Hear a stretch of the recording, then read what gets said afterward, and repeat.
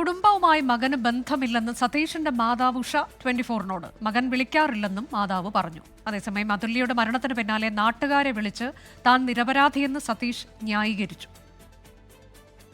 അവസാനമായിട്ട് ഇവിടെ എത്തിയത് എൻ്റെ മൂത്തമ്മ മരിച്ചിട്ട് 5 വർഷമായി.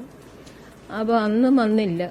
പിന്നെ അതിൻ്റെ അനിയത്തിയുടെ കല്യാണത്തിനായിട്ട് അവർ രണ്ടുപേരും ഇവിടെ വന്ന് കല്യാണം പറയാനായിട്ട് ഇവിടെ വന്ന് അന്നാണ് മരിച്ചതിനൊക്കെ അവരുടെ വീട്ടിലാണ് ഗൾഫിൽ നിന്ന് വന്നത്.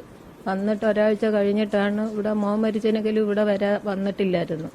അങ്ങനെ ഇവിടെ വന്ന് കല്യാണവും പറഞ്ഞ് പോയ അന്ന് ഞാൻ കണ്ടതാ. പിന്നെ ഞങ്ങൾ എന്നെ വിളിക്കാറോ ഒരു കാര്യങ്ങളും ഇല്ല. സതീഷിനെ കുറിച്ച് അമ്മ ഉഷയുടെ വാക്കുകളാണിത്. 4 വർഷം മുമ്പാണ് സതീഷ് അവസാനമായി വീട്ടിൽ വന്നതെന്നും തന്നെ വിളിക്കാറില്ലെന്നും വിങ്ങി പൊട്ടിക്കൊണ്ട് അമ്മ പറയുന്നു. എന്നെ വിളിക്കാറില്ല. എന്നെയല്ല, ഇവിടെ ഞങ്ങൾ കുടുംബമായിട്ടൊന്നും ഒരു ബന്ധവുമില്ല. അങ്ങനെ അതുല്യ മോൻ വിളിക്കുന്നില്ലല്ലോ, പിന്നെ എന്താ അതുല്യ വിളിക്കണ്ടേ?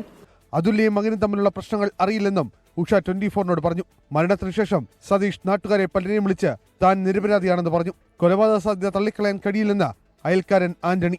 ആ കൊച്ചിന്റെ പീഡനങ്ങളുള്ള വീഡിയോ ഉണ്ടല്ലോ, പിച്ചാത്തി എടുത്ത് കുത്താൻ ചെല്ലുക, തലക്കെടുത്ത് പ്ലേറ്റ് കൊണ്ടടിക്കുക, ഇല്ലെന്നുണ്ടെങ്കിൽ നെഞ്ചിനകത്ത് കയറി ഇടിക്കുക, ഇങ്ങനെയാണ്. അപ്പൊ അതിന്റെയൊക്കെ അടിസ്ഥാനത്തിൽ അതിന് സാധ്യത ഇല്ലാന്ന് നമുക്ക് പറയാൻ പറ്റത്തില്ല.